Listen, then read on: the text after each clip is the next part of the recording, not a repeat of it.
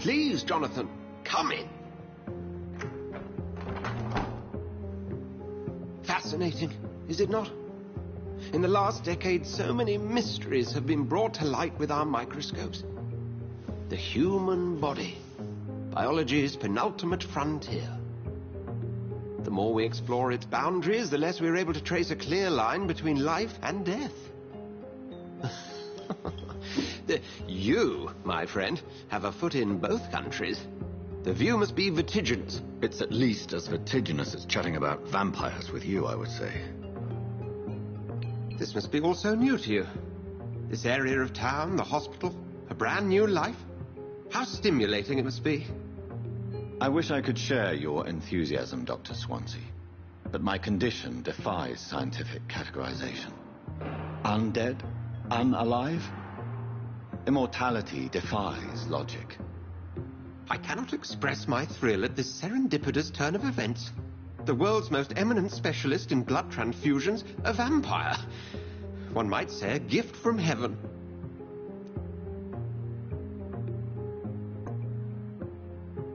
I'm a dead man. I was murdered. Now I'm a murderer. Tell me how this is a gift. Forgive me. I've been an admirer of your work for a long time, and now you are so much more than a brilliant physician. And please, call me Edgar.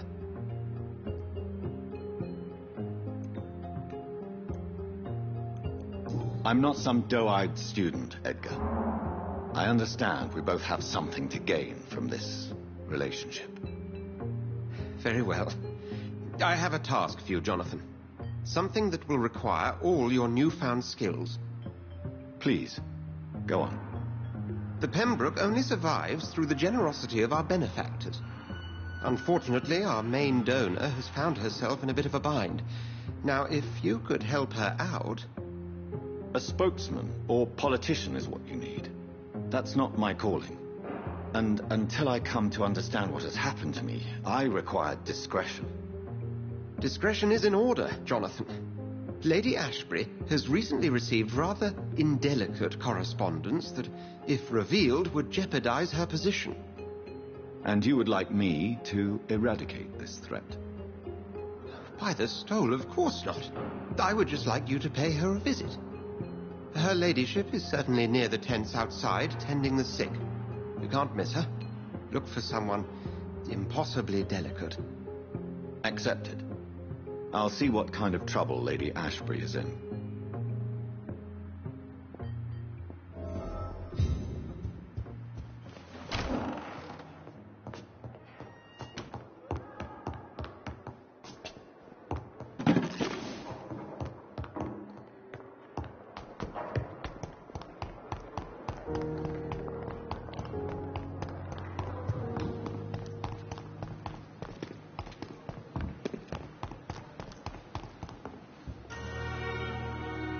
Flu took my dear wife, Emily.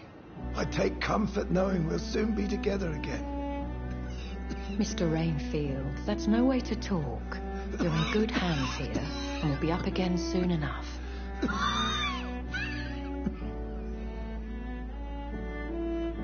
Now do me a kindness and get some sleep. I'll be back round later. Your words are kind, the blessings of an angel. You're the sweet, sweet Lady of Mercy.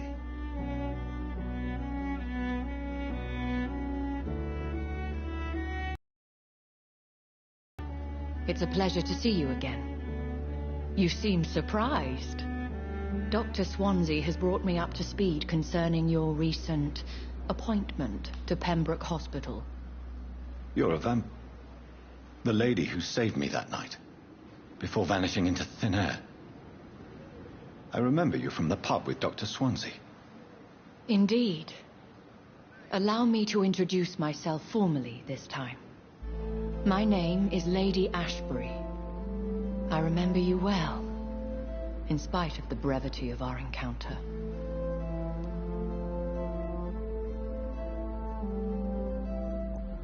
So it seems our Dr. Swansea does indeed have a fascination for creatures of our constitution.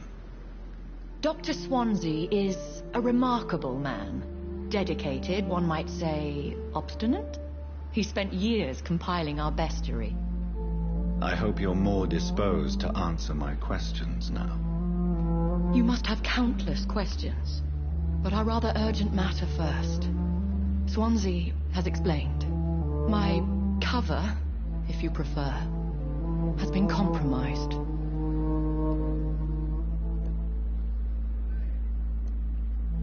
Pardon my boldness, Your Ladyship, but I have questions concerning this condition we share. As a newborn, your hunger for answers is rivaled only by your thirst for blood. But the questions need wait. I'm a scientist. My trade is in the deciphering of mysteries, and I need information to feed my mind. I will gladly answer every question you have, but first, prove yourself capable of resolving my predicament without eating the culprit. Dr. Swansea has commissioned me to be your agent in this matter. You could start by explaining what's amiss.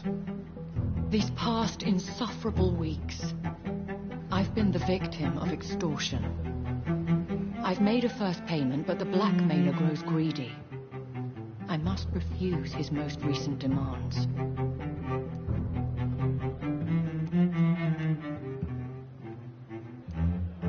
If we're dealing with an ordinary criminal, surely you've the means to deal with it yourself, if I may. As immortal tradition doth dictate, all fangs and hypnotic eyes ablaze, the blood would run like a river. That's what I hope to avoid. Violence has a tendency to spiral out of control. Please continue. Every detail is essential. I'm your man. My embarrassment in this matter is eclipsed only by my shame at having put the hospital at risk. The threat from our anonymous scoundrel is clear. A list of dates. My visits coinciding with the dates of suspicious patient deaths due to massive blood loss. I'll take care of it. Do you know where I should start? If that was the case, I'd settle the matter myself. You could talk to our local gossip, Harriet Jones. Not a pin drops here without her hearing about it. I'll meet that woman now. My life, as others know, is in your hands, Dr. Reed. I'm sure of your discretion, but I do fear your powers of persuasion will be put to the test. When this is resolved, I'll be your obligé. I'll answer all questions in regards of your condition.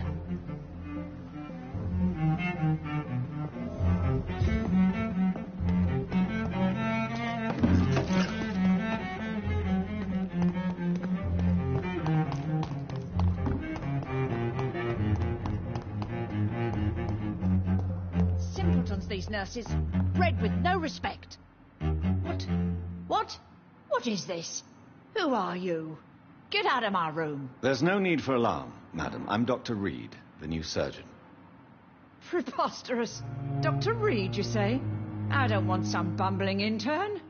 Where's Dr. Swansea? Dr. Swansea is quite busy, and I need you to help me get acclimated. I have many questions. How brave. Threatening an old defenseless woman. You know how long I've been a patient here? You've picked the wrong fight. I'm Harriet Jones. Harriet Jones? Indeed. I've been meaning to have a chat with you. You know what goes on here better than any other patient, I gather.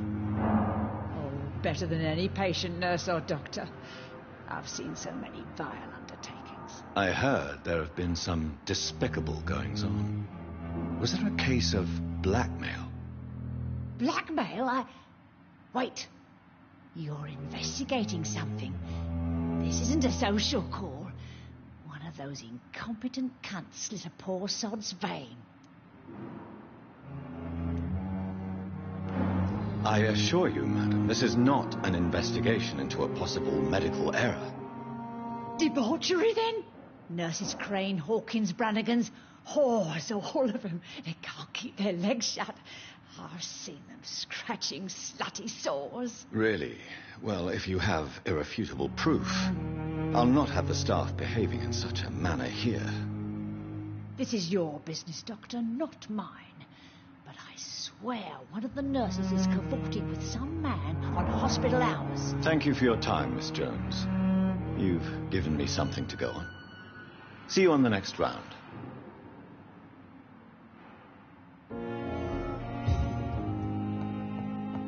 The patients and staff might know something. I'll start my investigation with them.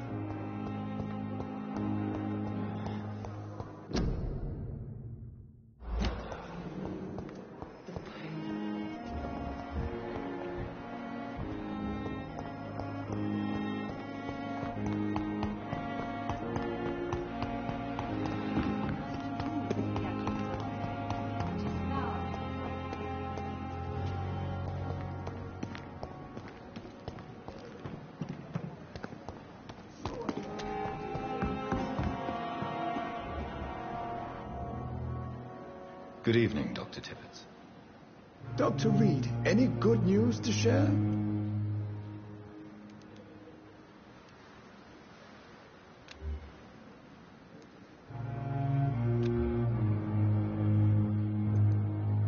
Have you heard of any underhand dealings going on in this hospital? I have no time for such triviality, my dear colleague. We're here to save lives.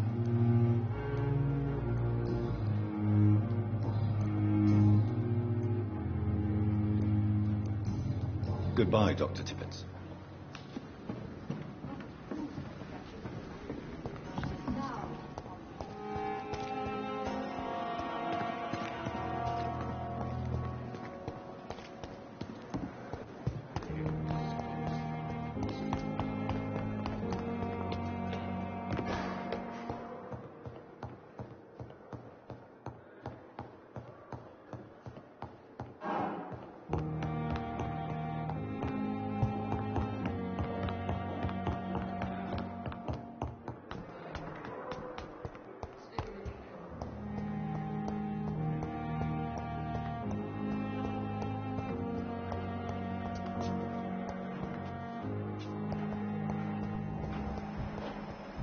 I'm really sorry, sir. I'll be back in a couple of Every minutes. street corner. Daily All route. liars and thieves.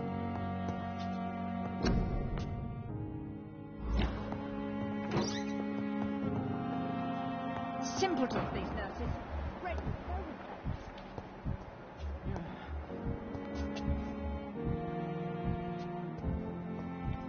There again. I wonder what your last thoughts would be. Okay.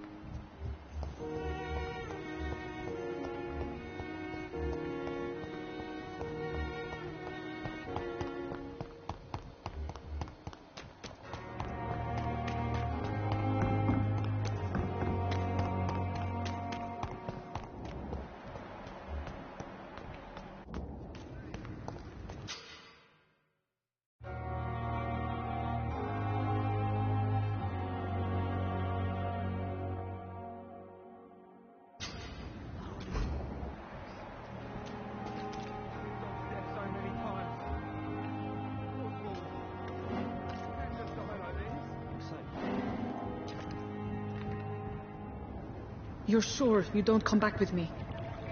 Nah, I have to see someone at the hospital. Be careful. You look so bad they may keep you as a patient. Fuck 'em. I don't like hospitals or doctors. Well then, when you go back to Whitechapel, you may find this useful. What is it? A pass for a free medical exam by the best nurse available. Just read it. I don't read well, but thank you, I guess.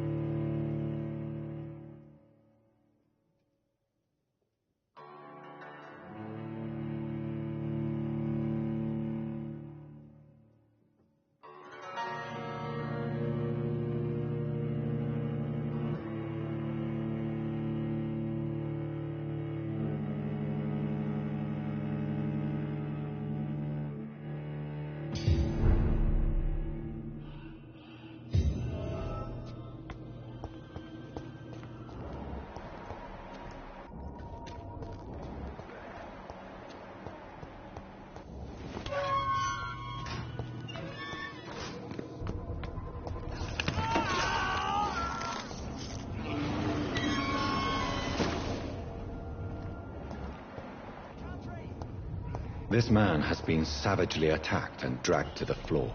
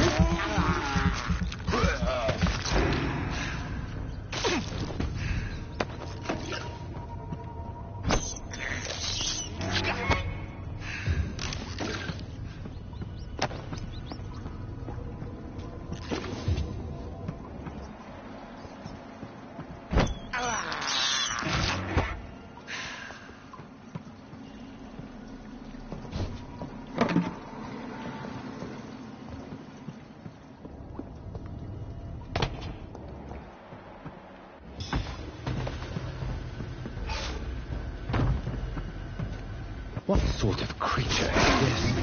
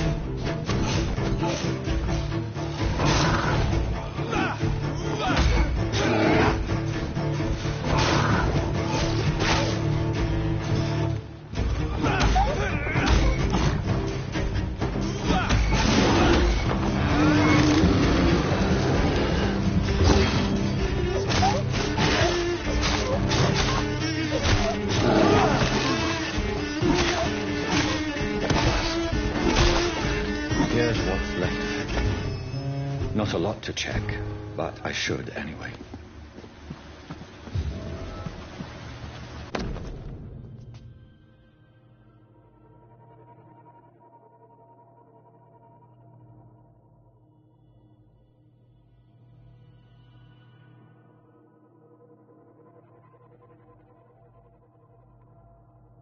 Some voucher for a free checkup in Whitechapel. What is Nurse Crane up to? I really must find her.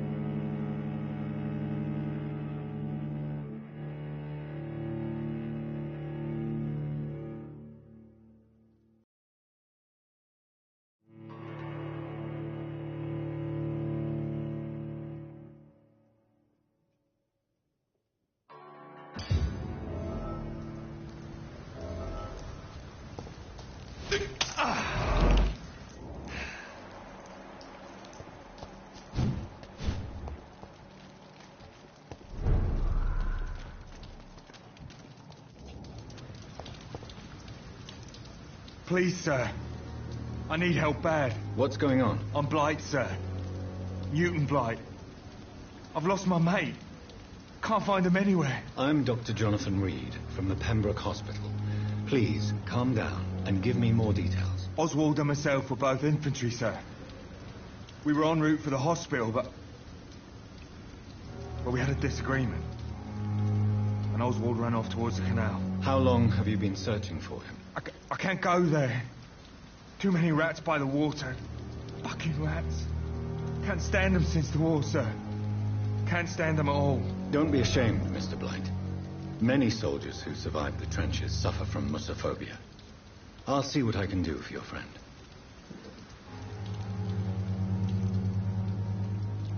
What can you tell me about yourself? I'm Oswald's best friend. We served in the same regiment, sir. Taken care of each other since we came back from the front.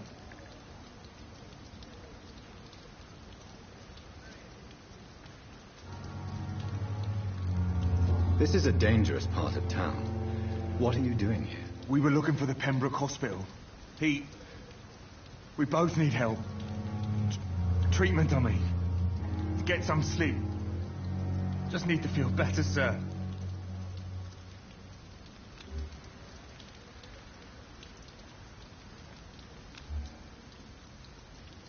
Where was your friend the last time you saw him? He went down by the canal. He didn't want to go to the hospital. I think he went to the sewers on purpose. So I couldn't go after him. What can you tell me about your friend? His name is Oswald Thatcher. We survived the war together. Oswald is nervous and quite fragile since we came back from the war. I have all the information I need for now. If I find anything out about your friend, I'll let you know as soon as I can. Thank you, Dr. Reed.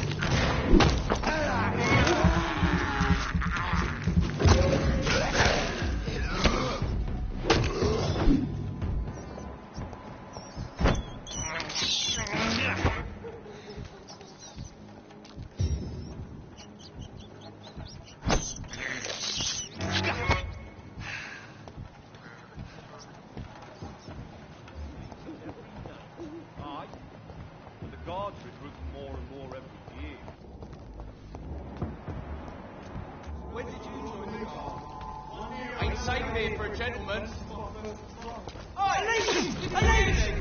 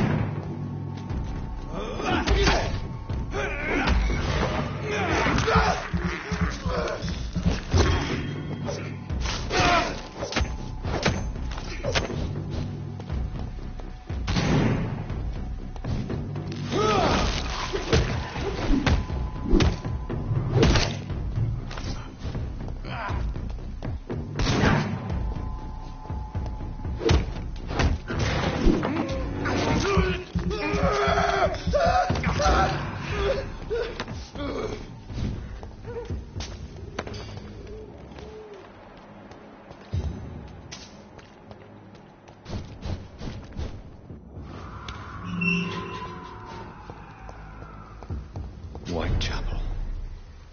This neighborhood is linked somehow to the kind Lady Ashbury's blackmail. First, let's find this Petrescu fellow.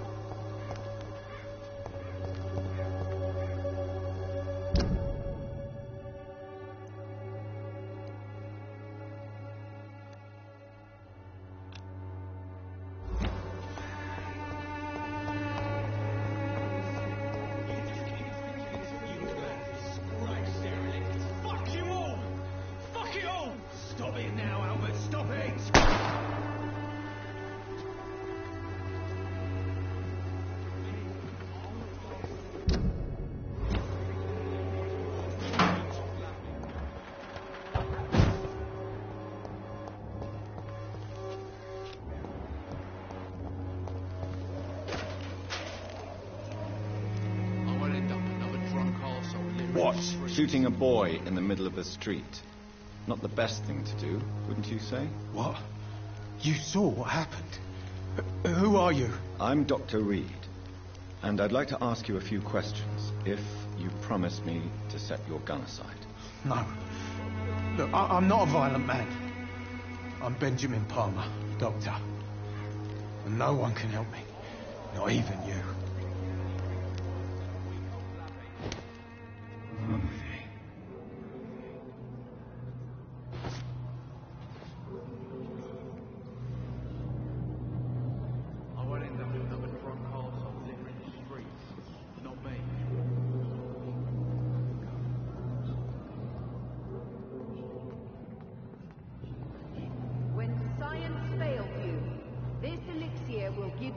Again.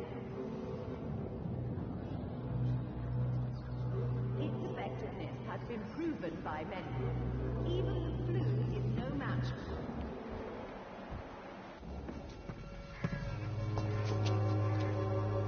Good evening, Benjamin. Can I help you? I'm afraid not, Mr. Reed.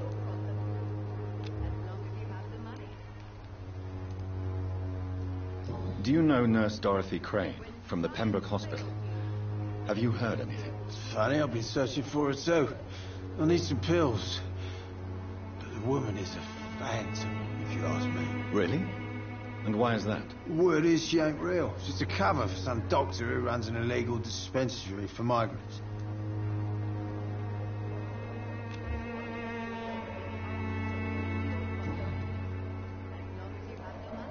Perhaps you could focus for a moment and tell me your troubles. I'm sick, broke, and my son just stole my pills. Everything's coming up roses. What can you tell me about this place? Nothing to say, really. This is where I used to live, and this is where I live now. You don't have anywhere to go? No family that would welcome you? Not since the death of my wife, Albert's mother. She was sick, you see. Long before the flu and all this shit. You mean you used to have a better life? Yeah, I had a wife, a home, and a job. I even used to have a name. And now I'm just Ben. Ben the Tramp.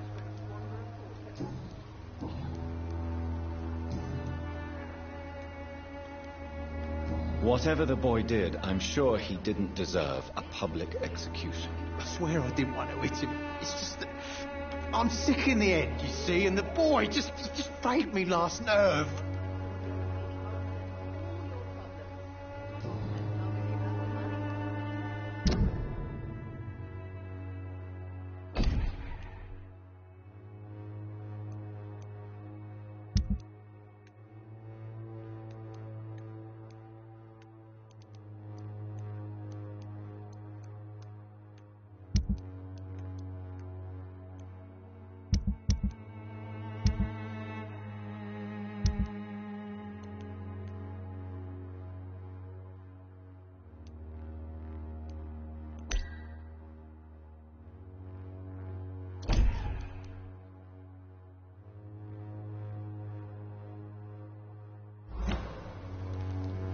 You don't seem well, Benjamin. Do you need any help? I always feel ill, sir. It's like I'm never right.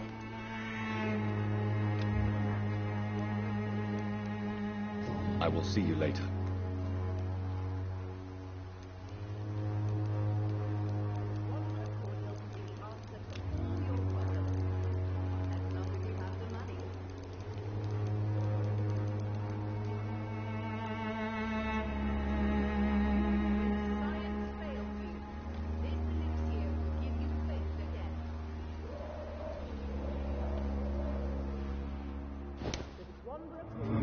Answer to all your problems, as long as you have the money.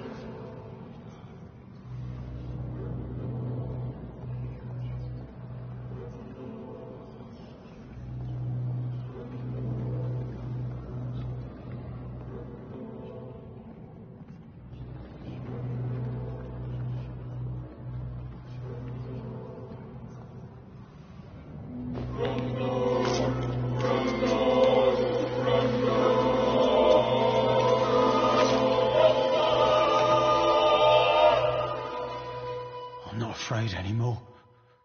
I died in this trench a long time ago.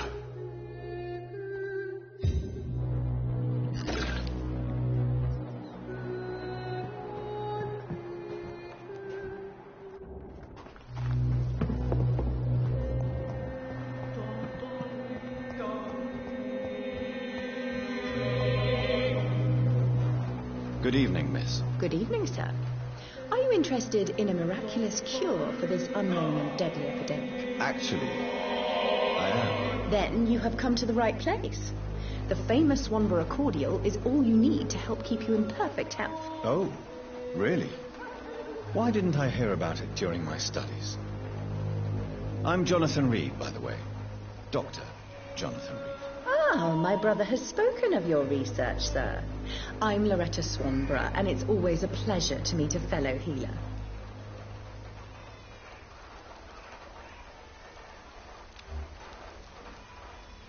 Do you know Nurse Dorothy Crane from the Pembroke Hospital? I'd like to know more about her. I don't like to talk about competition. Competition, you say? Never met her, but it seems she provides some sort of medical care to the poor. The whole thing has to be some sort of scam, if you ask me. Goodbye, Miss Swanborough. Perhaps we'll talk again. Good evening, my dear colleague. Tell me, who intrigues you most in Whitechapel? The region itself is something to see, but I would say Camellia the mute florist who gives away her flowers.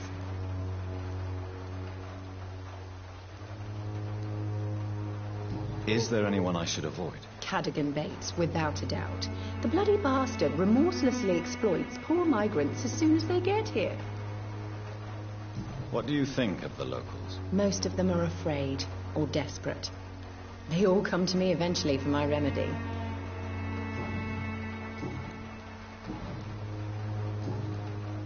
I'd like to see what kind of medicine you're selling.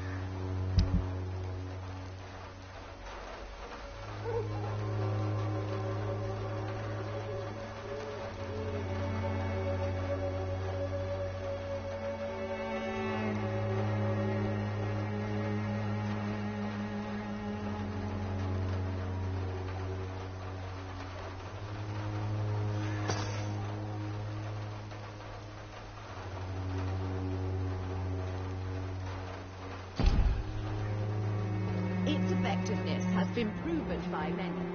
Even the flu is no match to its wonderful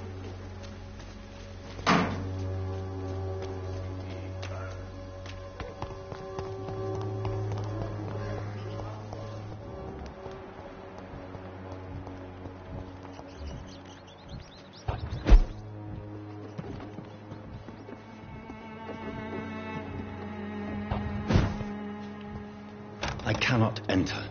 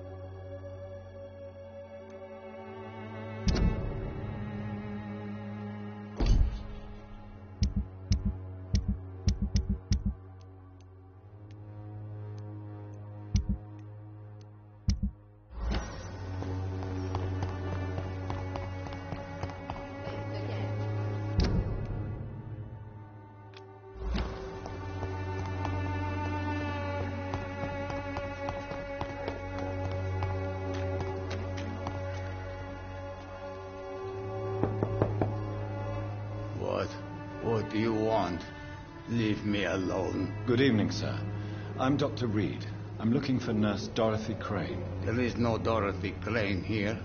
Now, goodbye. I'm afraid this medical leaflet says the opposite, sir. Really? Well, I'm afraid I'm going to close this door right now. Go bother someone else, Mr. Doctor. To enter that house, I must discover who this man really is. Maybe I could start by observing what he's up to. I must insist, sir. Please let me see Nurse Crane. I have no time for you, sir.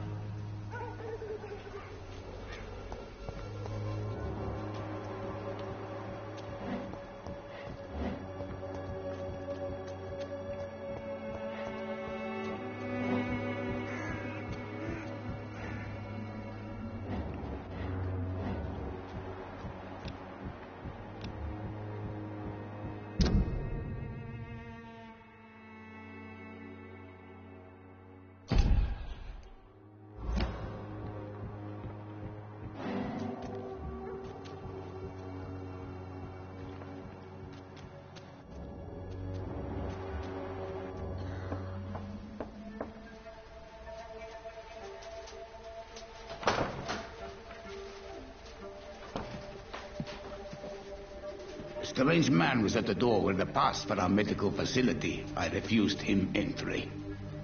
Darius, how could you know he didn't need our help? His clothes were too finely tailored to be from Whitechapel. Perhaps just a friend of that stray poet who is always about. Richard Nethercott? No, not of the same cloth, this man. I suspect some machination from that journalist. Clayton Darby. Is he still asking questions? Yes. I saw him drifting around St. Mary's Church. I swear he is tracking me just downwind.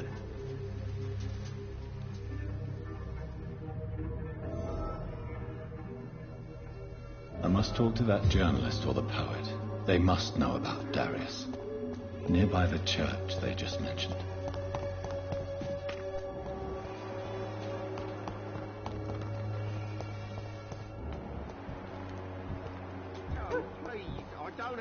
Money. Come on, Barrett, you know the game. You pay for peace of mind. Excuse me, sir. I have a few questions for you. Another journalist?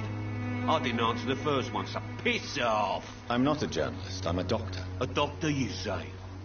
It's quite a rare breed in this part of town. Really?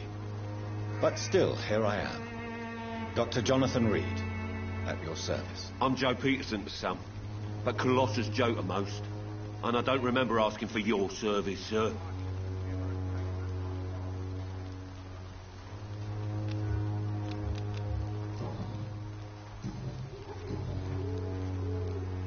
According to you, physicians are scarce in this part of town. Why is that? Not familiar with this neighborhood, are you? I guess your fancy colleagues are too afraid of being stabbed in the back. This part of town does have quite a reputation. Would you say it's justified? Totally. Look at me, for instance. I always look my opponent in the eye before knocking him out. May I ask what you do around here? I do whatever I want, and sometimes even more. Now sod off.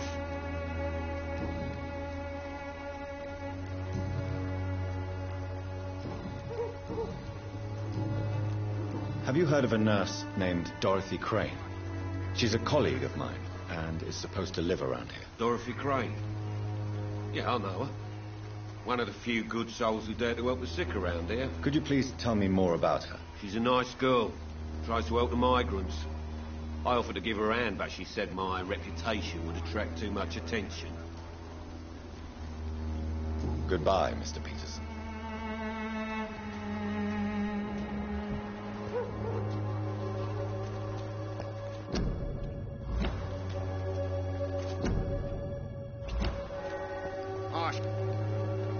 Welcome, sir. Please, take a browse of my wares. I'm Dr. Reed. I would like to ask you a few questions, if you don't mind. Doctor? Interesting. I'm Barrett Lewis. Usually I don't have time to waste with talk, but at this hour of the night I can hardly refuse. Have you heard of a nurse called Dorothy Crane? Nurse Crane? So the bitch really is a nurse, then? Always thought she was just some crafty foreigner, that one.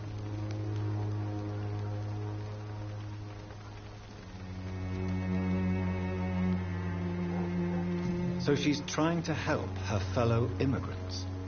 Why would that make her a villain? Dorothy Crane ain't even a real name. Something like Dorothea Craniu. Something like that. Came to England fleeing the war, I was told. That doesn't explain why she irritates you so much. Your precious Nurse Crane gives away medical supplies and prescriptions for free. I offered to sell it for a fair cut, but no. Miss Crane wanted to play the quiet saint.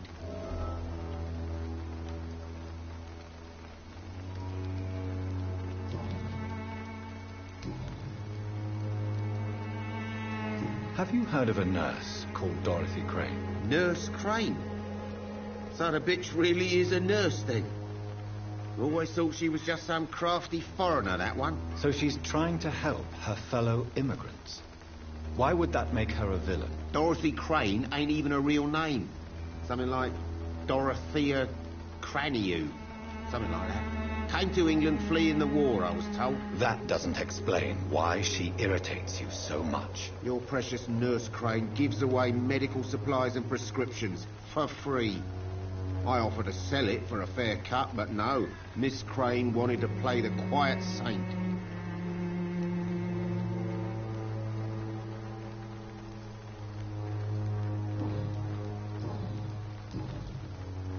How is business around here? Business?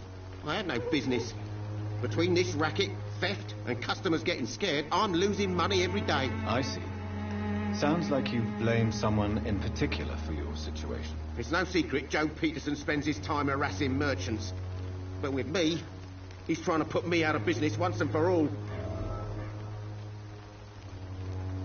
As a merchant, you see Whitechapel every day. Have you noticed anything out of the ordinary recently? Well, you mean besides the epidemic, the war, and all the usual crap? As long as I can remember, this part of town has been a bottomless pit, and no sign of the bottom yet. Violence is increasing in the borough. Yeah. A few nights ago, some blokes jumped me. Came out of one of the condemned workshops. Fever, madness, something like that. Where did this happen? Why did you go there? In the closed workshops nearby. I worked there as an apprentice in better days. Now I only go to find trinkets or tools. Too bad I was mugged, though. There was good money in that little box of loot I lost. Have you been hurt? No, but that's only because I ran like hell. Those men were raving lunatics, I tell you. Not even able to speak anymore, just screaming.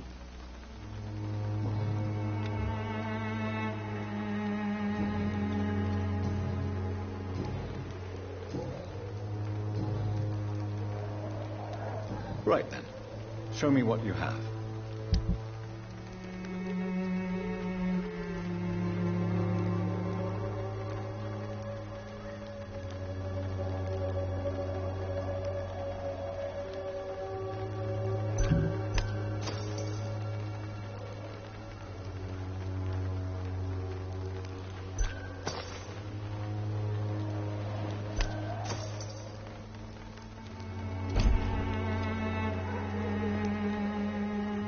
Fancy buying something, sir? You never lose your focus, do you? Right then. Show me what you have.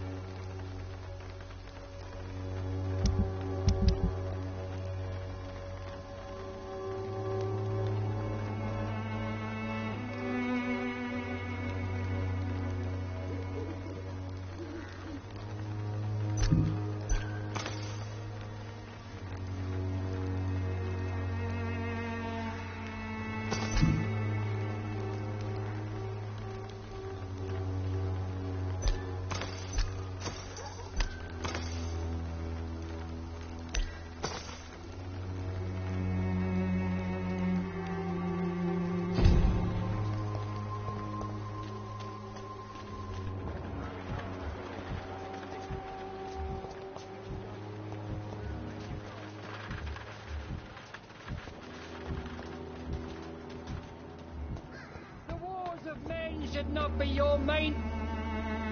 Forgive my interruption. Do not apologize, my son.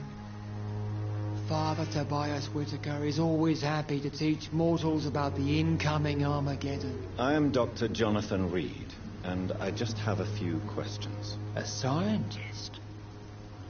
You are much more lost than I thought, my son.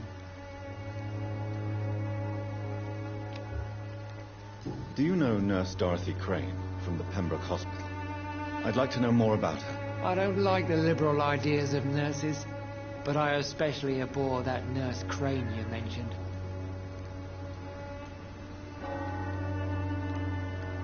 Why do you hate Nurse Crane more than other nurses? Before coming to London, she was a member of the communist resistance in her country. That's what happens when you let a woman get involved in politics. So you're not exactly a fan of Florence Nightingale's work. But nurses are essential for modern healthcare. Nuns should be the only women allowed to take care of male patients. It's obvious only they have the necessary moral fibre.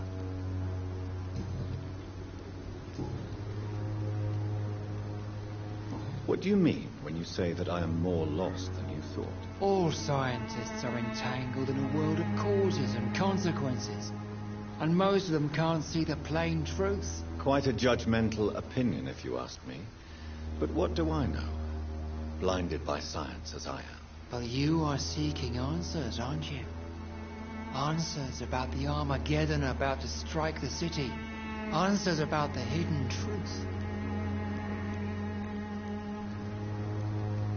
Well, I suppose I can spare a few minutes listening to your so-called truth. As a doctor, you must be aware of the decimating epidemic. But let me tell you that this so-called Spanish flu is just the beginning of the end. What do you mean? The beast is finally revealing itself, corrupting the flesh and the heart of men. With my own eyes I have seen them, those minions from the abyss. Really? And what would be your answer to this biblical threat? We must fight the disease before this legion outnumbers us. But not with scalpels and microscopes. No. What is left then? Cleansing fire.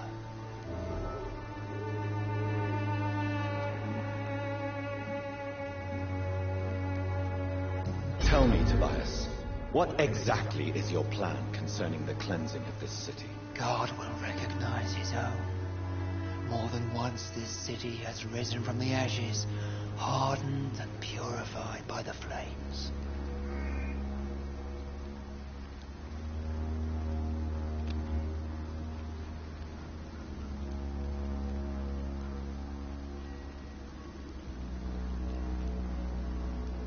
Purification by fire has proved useful, but where do you stop? Burn the clothes? The buildings? The corpses? Worse? Your lack of faith is predictable. But my task is to convince rational minds like yours to see the light. This is God's will. You're mad and dangerous. You're nothing but a soulless butcher. A small-time Torquemada. The Savonarola of Whitechapel. My son, if you think salvation is a free gift, go listen to the lies of that pompous fool, Joseph. Joseph, a fool?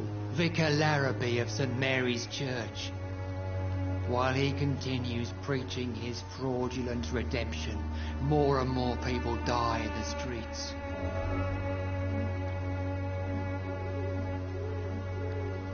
What do you mean when you say that I am more lost than you thought? All scientists are entangled in a world of causes and consequences, and most of them can't see the plain truth. Quite a judgmental opinion, if you ask me.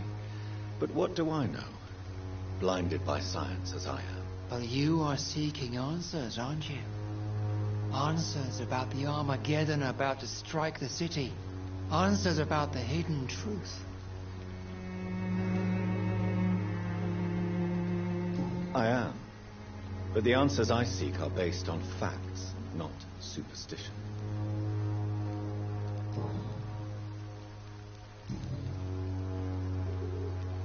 Have you any friends?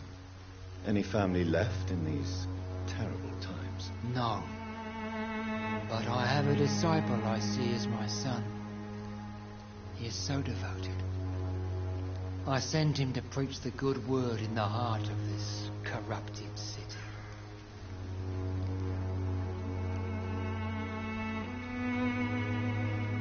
Where did you send him? I sent Samuel to the Stonebridge Cemetery, where the pestilence and evil grows night after night. You sent him on some preaching crusade during the epidemic. As a true believer, Samuel will fear no evil while he walks through the valley of the shadow of death.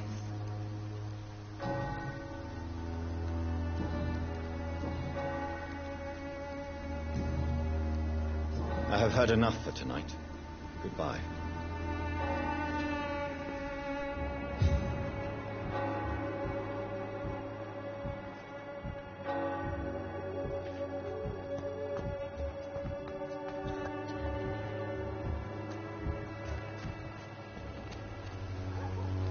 Don't be shy, handsome. What can Christina do for you? I'm not looking for what you're selling. But I'd like to ask you a few questions, if I may. I'm a doctor. Dr. Reed. All right then, but be quick, though I usually get paid when I open my mouth.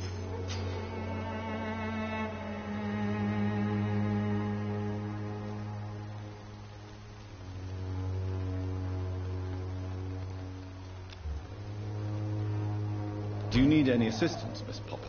It depends on the price of your medicine.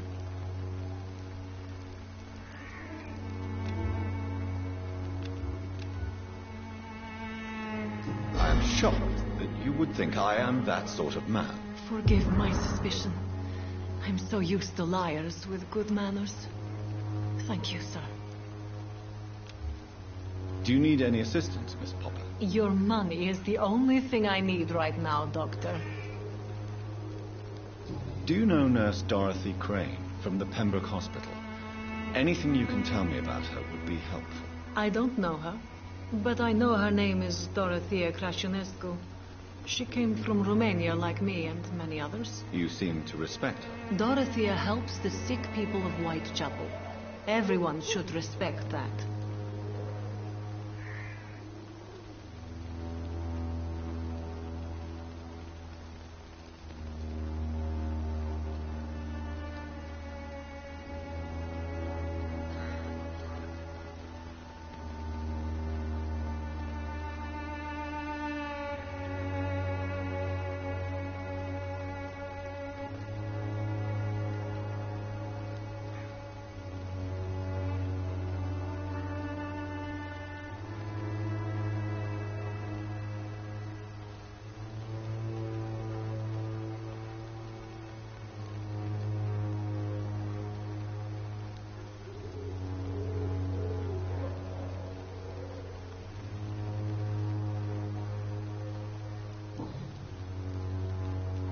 Tell me about yourself. Are you joking with me? People don't usually come to see me for conversation. I have no interest in your work. I am, however, curious as to what led you into this career. Short story. The war, exile, and England.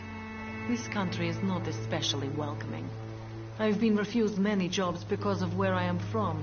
I had few options left.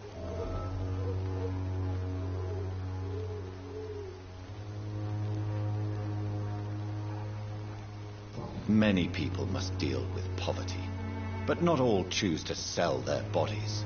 That was your decision. And when exactly was the last time you looked for a job? Or worried about the rent, or what or when you were going to eat?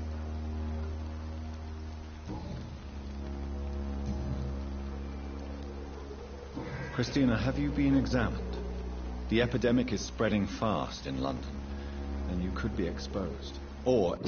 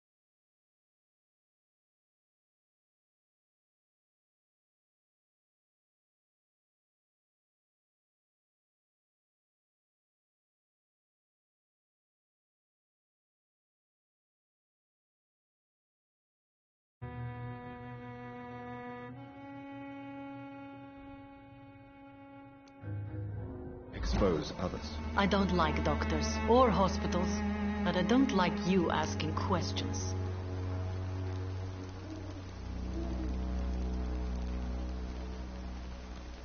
Considering your line of work, I assure you it is only a matter of time before you have health issues. If it is going to happen, it will happen. Right now, I need money. That's what's important.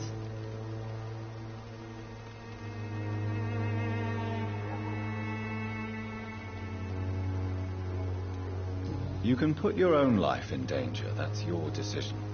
But what about your clients? If you're contaminated, you will put them in danger too. And you think that would worry me? If you knew the men I deal with, their health would not be what you'd worry about.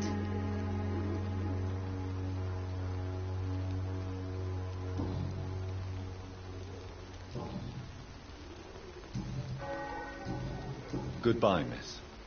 Take care of yourself as best you can.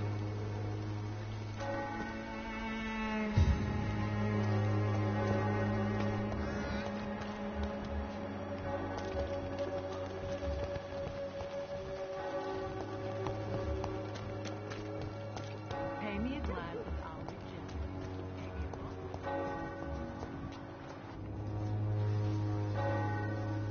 Excuse me, sir. Are you familiar with this part of town? Name's Clayton Darby, reporter. Sorry, I'm new to Whitechapel. But perhaps you could help me since you're a journalist. My name is Jonathan Reed. Dr. Reed, the famous surgeon. I'll gladly help if I'm able, sir.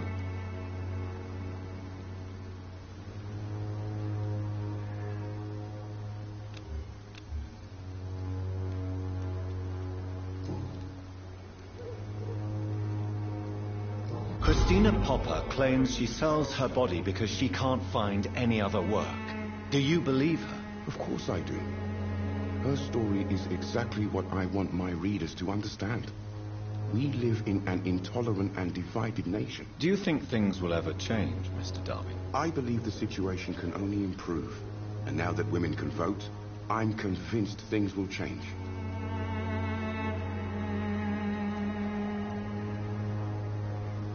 What is a journalist doing in this borough after sunset? He goes where none of his colleagues would dare to go, to inform the country. So you risk your life to reveal the truth. I saw many reporters do the same during the war. Whitechapel is the crucible of so many untold stories and tragedies. I want people to know them. That's quite honorable of you. But is the public interested? Not at all, sir. And that's why I'm an independent journalist, hoping to sell some stories.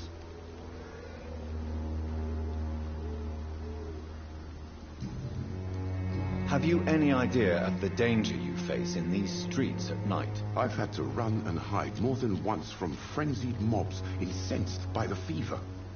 Do you think the flu is really responsible for this, Doctor? That science is unable to explain the facts doesn't mean there is no rational explanation. I confess, I share your point of view, Doctor.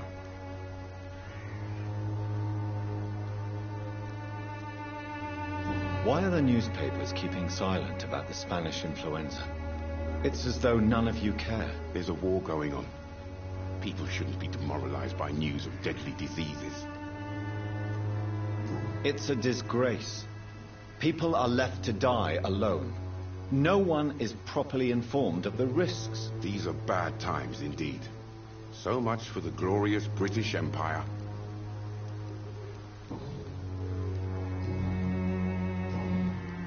I heard you're investigating an underground medical dispensary in Whitechapel. What do you know about it? Not much, I'm afraid. They are wary of strangers, and I'm not really an acquaintance of theirs. Why do you care?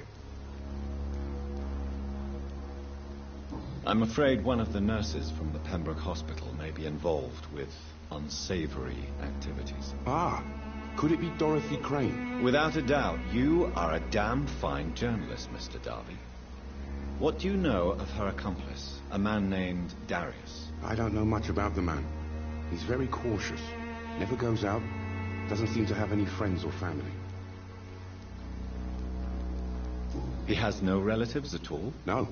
Except for that strange man, a poet named Richard Nithercott, who sometimes comes by. Darius would never let him in.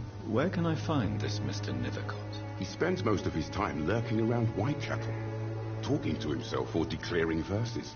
These days, we can usually find him behind the church. He never goes out? No. A few days ago, he unexpectedly did. I followed him, but it was just a ruse to keep me away from his house. Really? How do you know? He went to the nearest mailbox, but just before posting his letter, he ripped it up and threw it away.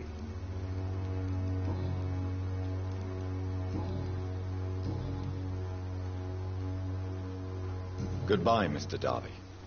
Farewell.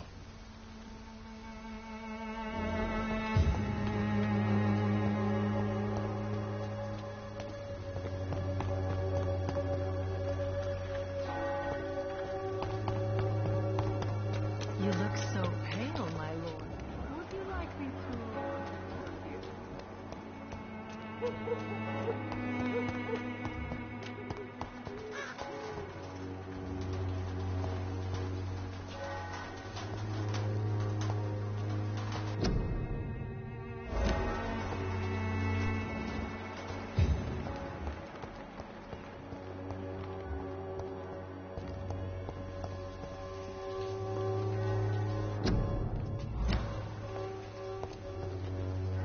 Good evening, miss. I'm Dr. Reed. I'd like to ask you a few questions. I know what you're thinking. A tall stranger who meets a girl in the street at night. It reeks of the penny dreadfuls.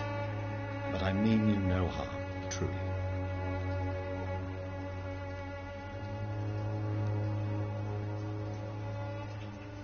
Melia, I know you work for Dorothy Crane. Please tell me about her secret dispensary. A stubborn and mute comrade. Nurse Crane and Darius Petrescu have been clever. I know you understand what I'm saying. Your silence has nothing to do with you being mute, does it?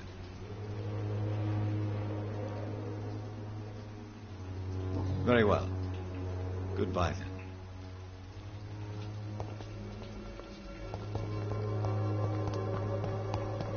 It's locked, all right.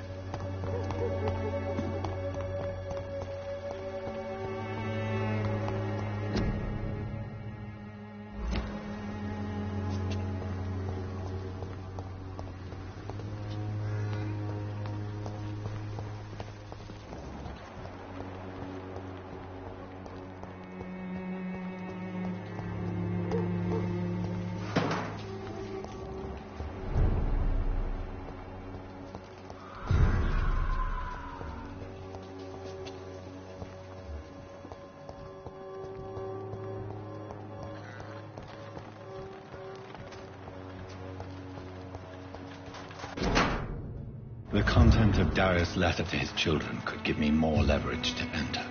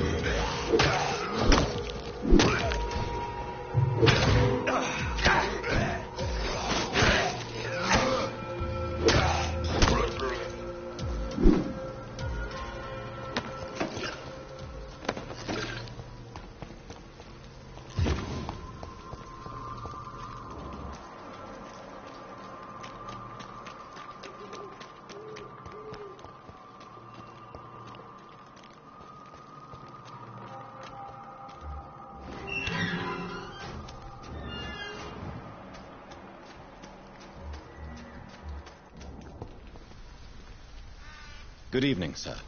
I'm Dr. Reed. I would like to ask you a few questions. Please be my guest.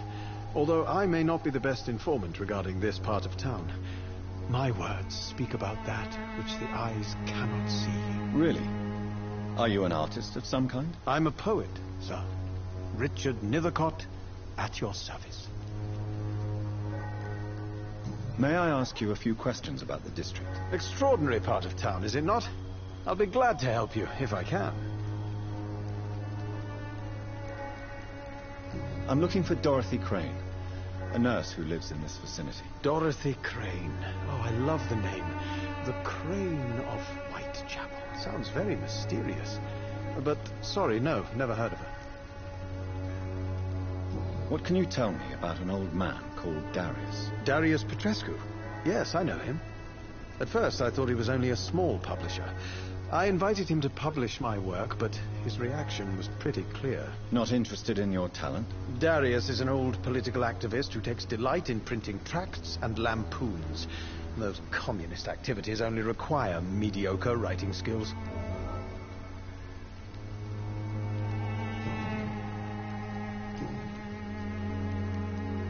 What are your thoughts on the terrible situation in this city? Terrible, you say? No. Of course, the death of so many innocents is a tragedy. But the scourge has not been all bad for the city. Oh, no, sir. What are you talking about? Do you remember London before the flu?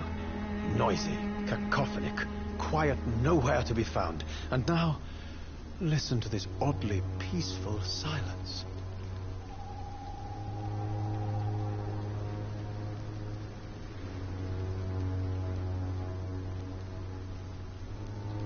Peaceful? That's quite an unusual way to speak about the epidemic. And very inappropriate, I must say. Most people fail to understand my perspective. I don't blame them. But how could I call myself a poet if I veiled my feelings? Are you aware that your life could be in danger in this part of town? But this is where I must be to feel the real beat of the city. I had to come, see it for myself, alone.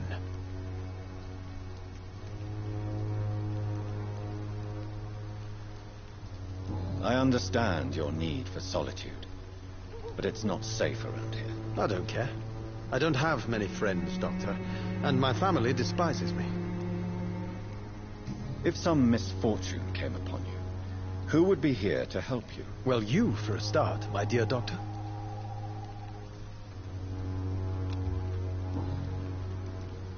May I ask what you're doing at this hour of night, sir? Do you live here? Not at all. I'm just enjoying the pleasure of a quiet walk. Though night talks are always preferable, if you ask me. Especially with strangers. But are you not afraid of the epidemic? Oh, why should I? I see some equity in the Spanish flu. No flesh should be saved, say the scriptures. Good or evil, rich or poor, all are equal in the eyes of the flu. If you say so. But as a physician in a time of epidemic, I must caution you to avoid unnecessary exposure, sir. Thank you, Doctor. But we both know the seeker of truth has to go boldly where the weak dare not.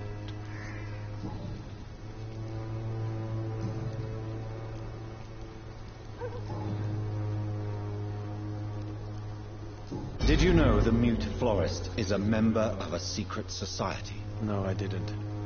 But I thank you for this information, sir. For it only enriches the mystery surrounding the precious camellia. I fear you are a hopeless romantic, Mr. Nethercott. Guilty as charged, Dr. Reed. Are you not curious? Is there not more you wish to know? That girl has not an ounce of malice in her. Whatever she may be hiding, it's certain to be for the benefit of most, if not all. Tell me, Mr. Nethercott, why seek inspiration in Whitechapel? The place is not beautiful per se, but how to explain it? Stirring and challenging.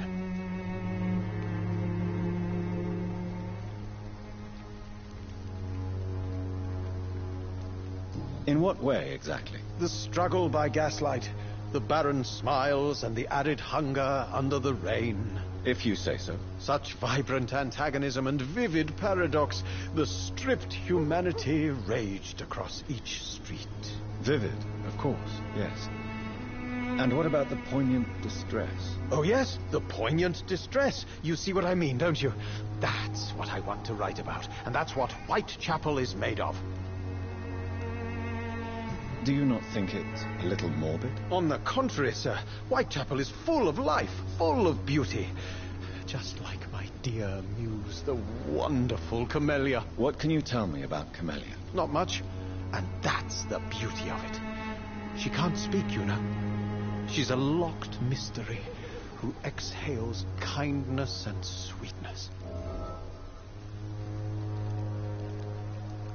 Perhaps you're just afraid to find out the truth about your muse. One day, perhaps, I'll ask her to come with me. But, will she still be my wild flower of Whitechapel if she moves uptown? And have you ever tried to learn more about her? Where she lives? How she survives? Whom she may know? Maybe I prefer she remains an enigma. Reality can be so dull, don't you think?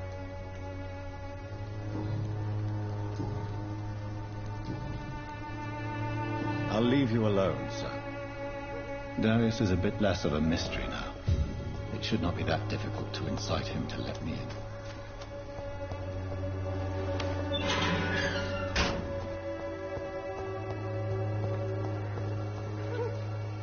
Hello again, miss.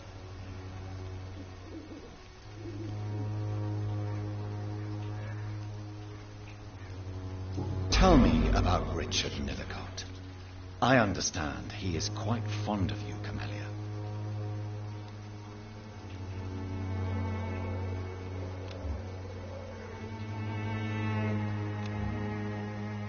Very well. Goodbye, then.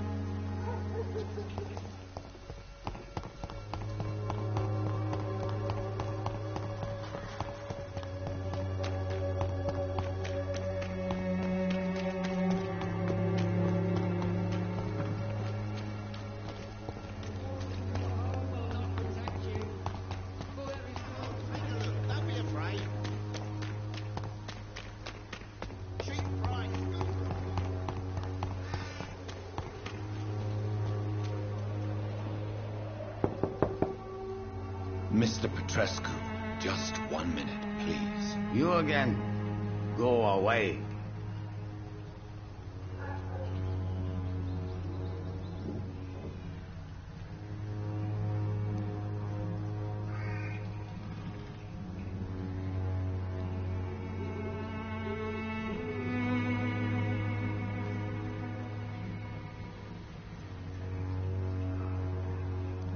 Sir, wait.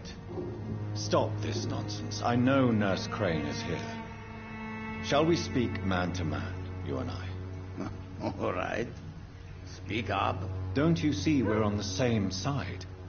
We fight to help the poor, sick, and abandoned. I'm nothing like you, Mr. Potter. Yes, you are. You too believe in providing medical care without charge. You know what we have to sacrifice to make the world a better place. I have to admit your words have conviction. All right, I'll let you see Dorothea.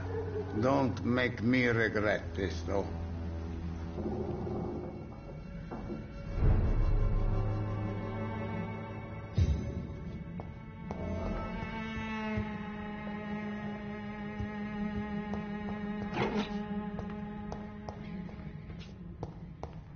It's locked.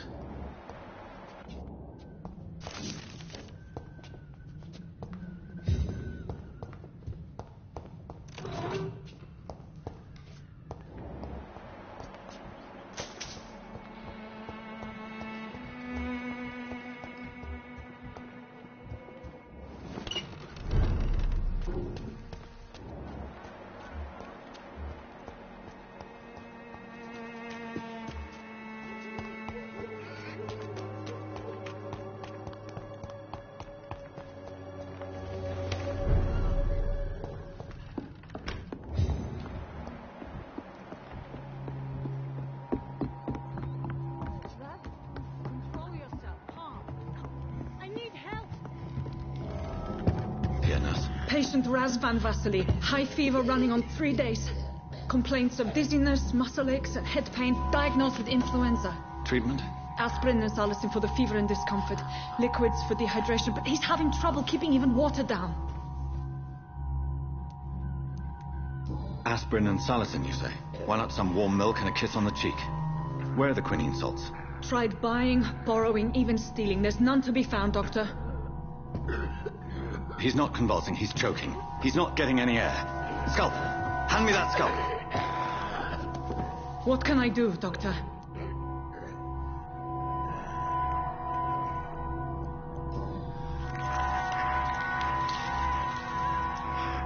I need to perform a tracheostomy. Short pipe. That rubber tube will do.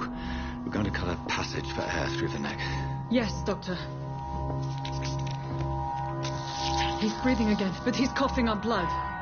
Internal hemorrhaging. I need to make another incision into the chest cavity to drain the fluids from the lung. Prepare another tube. A thoracostomy? Doctor, we've nothing to fight the infection. We need an aseptic environment. Don't question me, nurse. I need a drain. Now. Yes, Doctor.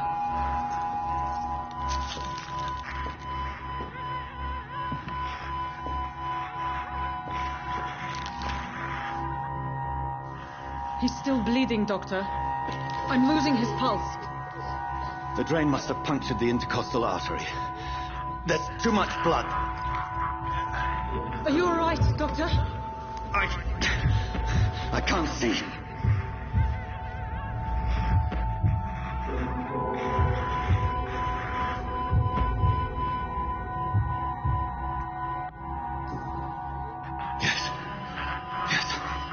I have this, nurse. Allow me to finish the procedure alone. I need the room. I'd prefer to stay and see this through. This is my patient, Doctor. I have needle and thread for stitching the wound.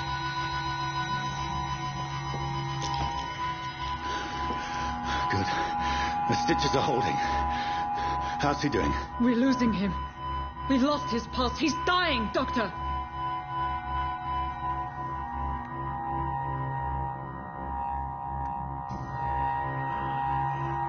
A dose of epinephrine, now. Yes, Doctor.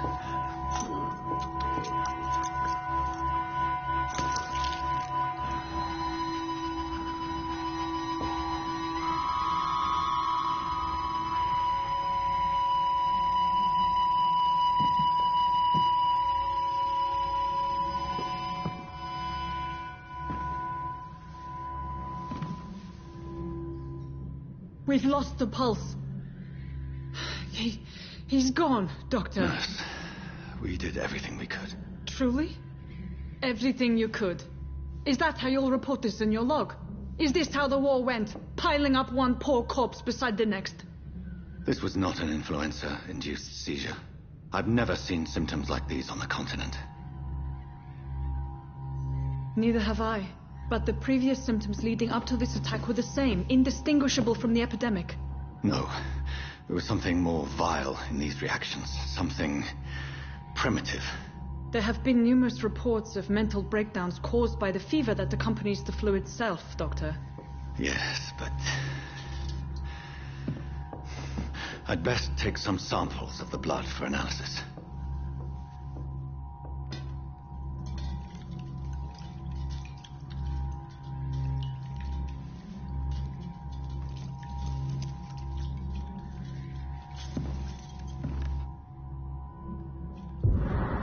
You're here to test my bedside manners. I suspect it was more than intuition alone that led you to us. So, how might I be of service, Dr. Reed?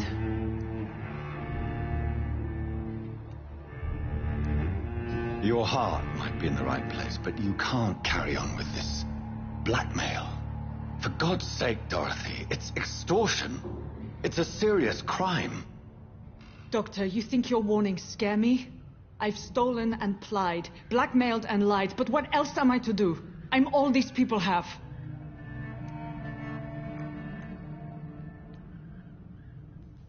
Dr. Swansea is a sensible and honest man. He wouldn't have refused your friend's care at Pembroke. It's easy for you to say, Doctor. These people cannot go to the police, nor to the hospital. They don't even speak English. They depend on me for everything. But why Lady Ashbury? Why her, of all people?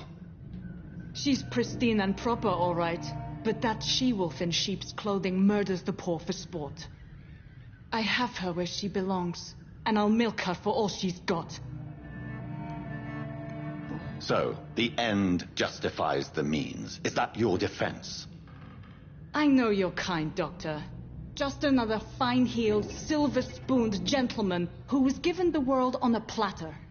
You know nothing of poverty. Nothing of the shame, the hunger, the loneliness. You've convinced me of the sincerity of your actions and their noble justifications.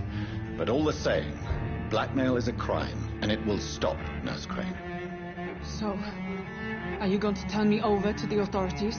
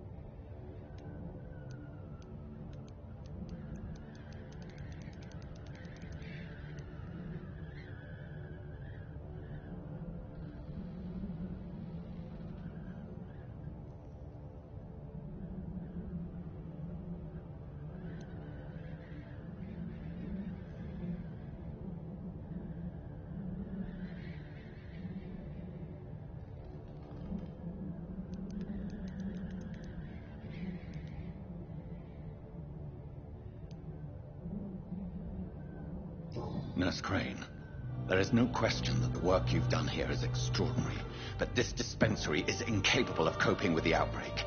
It's only a question of days before the situation at hand will overwhelm us. I cannot allow it. It's my duty to put an end to this immediately.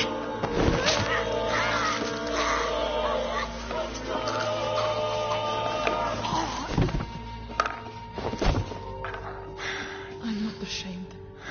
I did what was right. For in the end, I saved lives and you took them. But we had so much in common, Doctor. Don't you see that?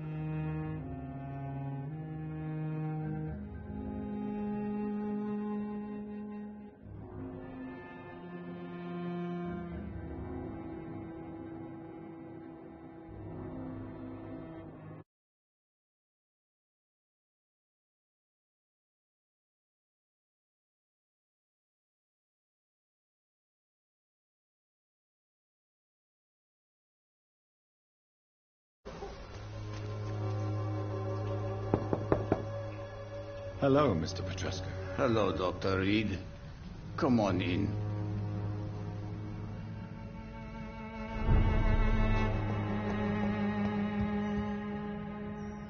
If you want to talk to Dorothea, you must go across the courtyard and take the stairs. We've not been formally introduced.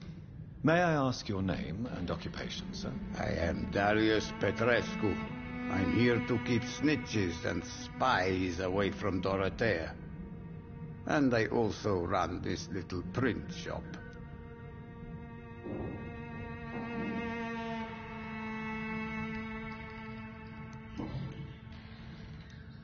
I know you fought for your country when it was occupied, Darius. Tell me more about it. I know my days are numbered, and I know I won't see my homeland again. But I fought for Romania all my life, and I will until my last breath. But Romania escaped the grasp of the Austro-Hungarian Empire. It's a free country again. But it's not the country I fought for. My homeland is not appeased, Doctor. And I still see a dark future ahead for my people. How did you meet Nurse Crane, Darius? Why does she trust you? I'm her oldest friend in England. Dorothea and I share many ideas about this country and about the country we left. You mean occupied Romania, don't you? Even if not directly, I fought against your enemies. Really? Then perhaps you have more in common with Dorothea than meets the eye, Dr. Reed. Do you have any family left, Mr. Petrescu? Children or grandchildren? Who knows? I have abandoned my people for so long, they might as well be dead. As dead as I am for them, I suppose. This war won't last forever. Did you ever think of returning to your country now it's free? No. I have taught strength and determination to my sons and daughters. I'm an old, dying man who only has memories of better times to cherish. Don't be embarrassed, sir. If you must know, my own father disappeared many years ago, and I forgave him. It's quite awkward to talk about our families like this, but thank you, Dr. Reed. I appreciate your trust.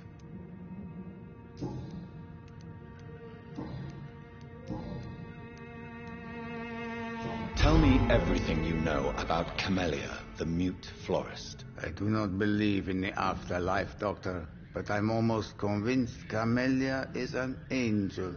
She volunteered to give out our medical leaflets. Who is she, really? Do you know where she's from? She's not from around here, that's all we know. Camellia is not even her name.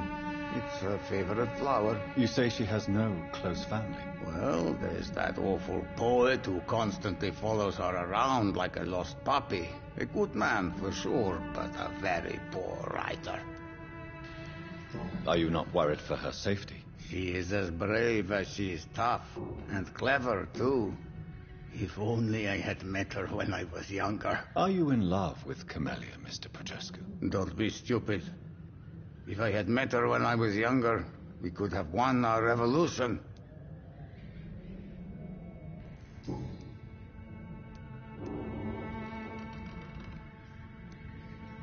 So Dorothy's real name is not Crane? Like myself and many people in this area. Dorothea is from occupied Romania. That's all you need to know. She seems important to the community. More than you can imagine. The West End does not want to hear of Whitechapel's misery. Dorothea is one of the few doing something about it.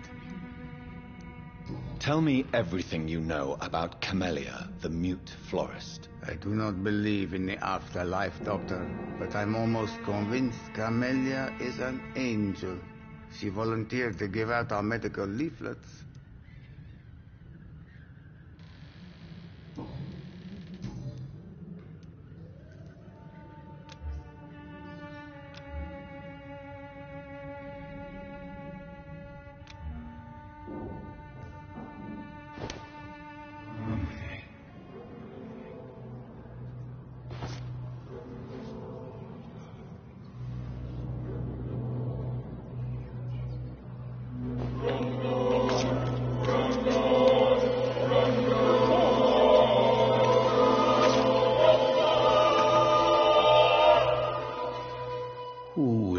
Miss Dorothea helping our comrades now that I die.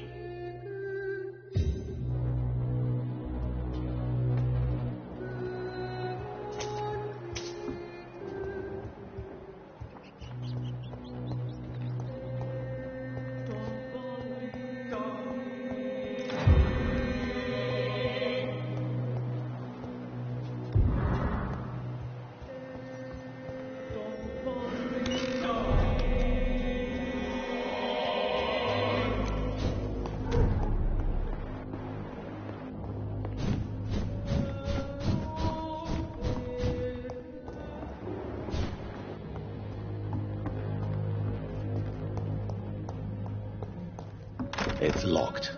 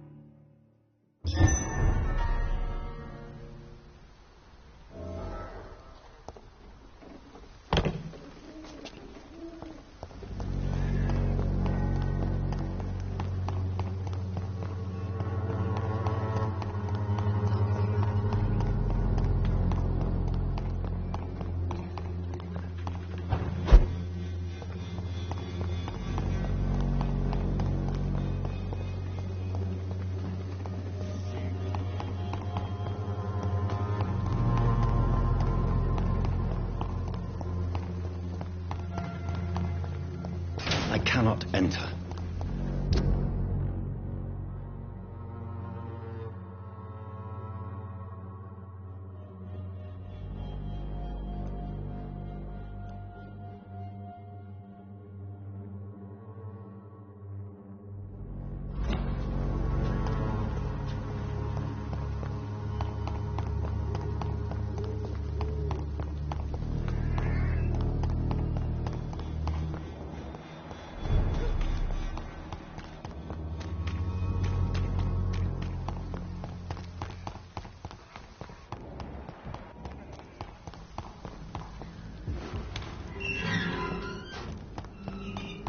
Human blood. Whoever left these marks did so deliberately. Kill it, boy!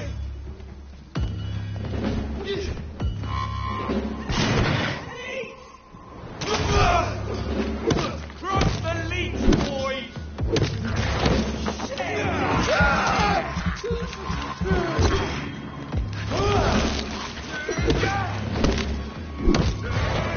Strong!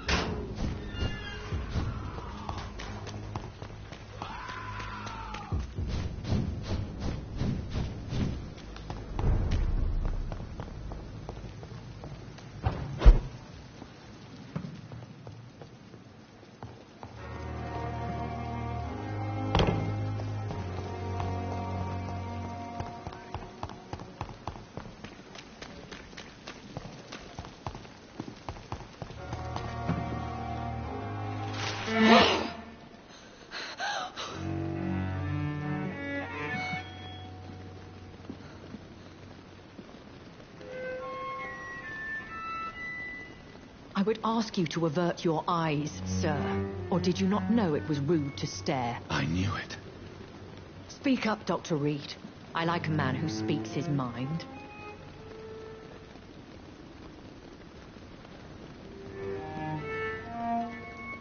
Hiding your true appetites behind a facade of compassion. Bravo. Very clever indeed. Spare me your sarcasm, Jonathan. You are but newly born in this world.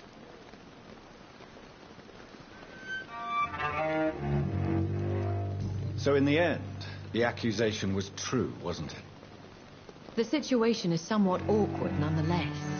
I have not been observed sustaining myself for many decades. I have to say I'm a trifle embarrassed. Anyway, I have concluded my inquiries concerning your blackmailer. I see. Please excuse my agitated state. Under normal circumstances, I wouldn't let anyone see me in this condition. The case is closed. Permanently. You will not be bothered anymore by the woman. And who was this woman? If you must know, she worked under my employ as Nurse Crane. But I'll wager that's not what will be written on her gravestone. You killed her? Is that what you consider discretion and diplomacy, Dr. Reed? I did what I thought was best, and acted accordingly. You will learn that trust is a rare and precious commodity in the immortal's world, my young doctor. And your actions have not induced me to offer you my support.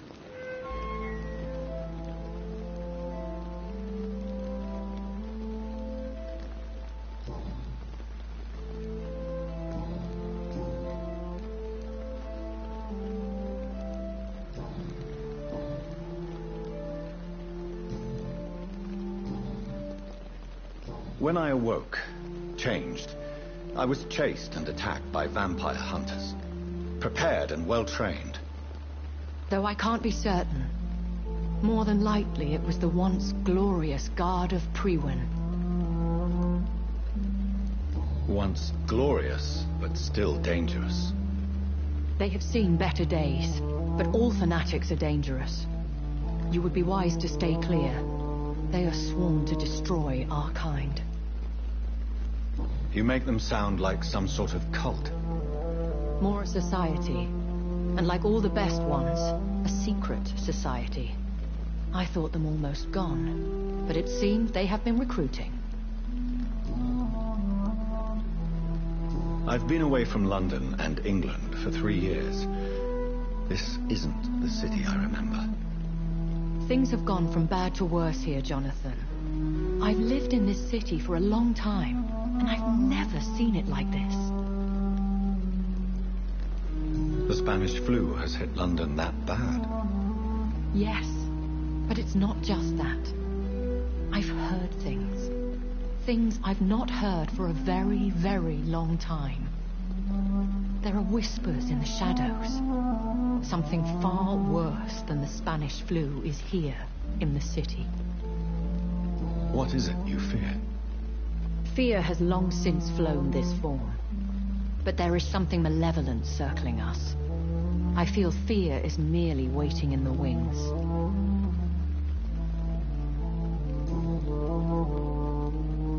Are there many vampires here in London? Immortals are of a rare breed, and we often tend to hide. But you may occasionally meet some of us at night. Will they all be as affable as you, my lady? I do not see why not. But remember, even the shark smiles before he bites. That sounds like a lesson from experience. Vampire politics are as intricate and sometimes tedious as a game of chess in a gentleman's club. I've learned from experience it is best to decline to play. Do you know any of them? Have you an idea of the identity of the vampire who attacked me? You mean your maker? No, Jonathan, I have no clue. But I fear he or she is as careless as cruel to let you discover your new condition by yourself. What do you mean? Every now and then, you may discover an immortal in the deep of the night. But we are a rare and reclusive breed. Our progeny is almost never accidental.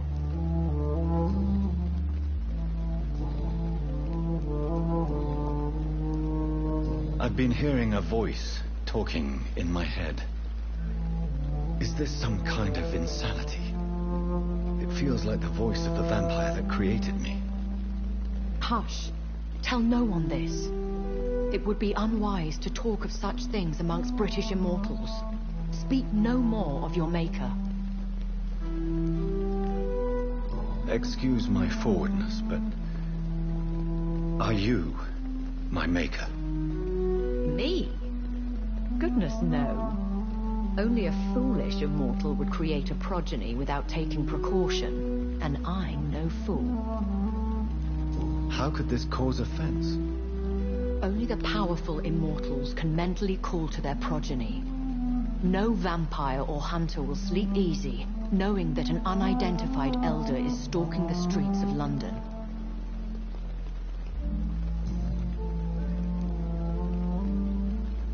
I don't understand. Why was I created and then left for dead? That is a question only the one who made you can answer. It's not normal practice. I doubt even if you find him, he will answer you, considering how cruelly he treated you. I'd like to avoid creating another vampire by mistake anyway. Tell me, how is it done? The process is dangerous. It could even kill your potential progeny. If you did decide to sire an offspring, they must drink of your blood, Jonathan. So me being a vampire could have been a mistake? I very much doubt it, Jonathan. Contrary to the legends, it is not as simple to make another vampire by just biting someone. A vampire? Is that what I am? What we are? Such a crude word, defined by penny dreadfuls and drunken hacks. No. You are now an Ekon, and that you shall remain. So we are Ekons. How can I identify us amongst other vampires? How to put it? All Ekon are vampires, but all vampires are not Ekon. We are but a branch of the immortal tree. Are you an Ekon too? Yes, I am. We are the closest thing to what man refers to as vampires. Forget what you think you know about us.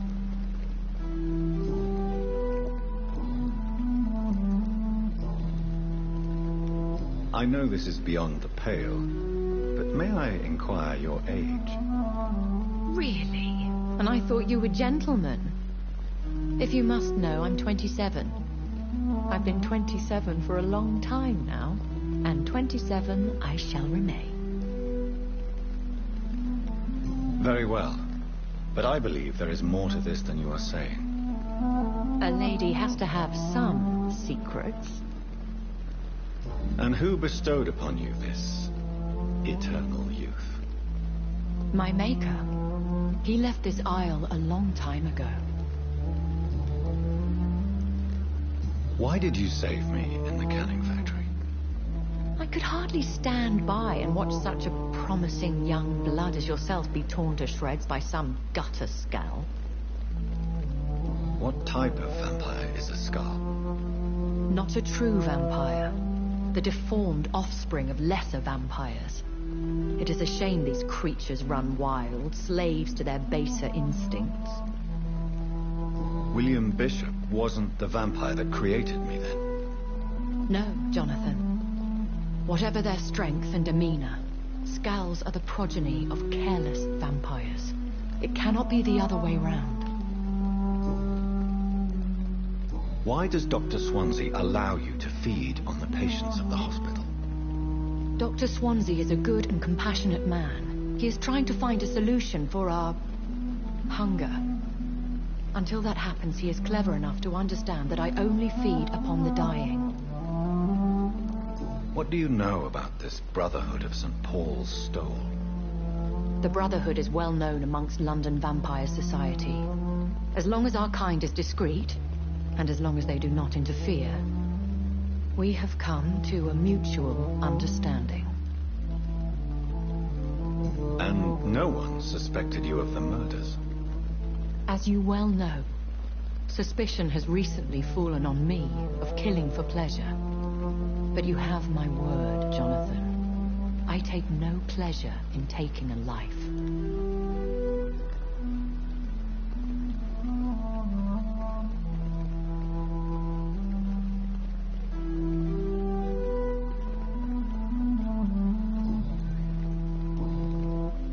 I bid you farewell, for now, my lady. I must quickly analyze the blood I took from Nurse Crane's patient.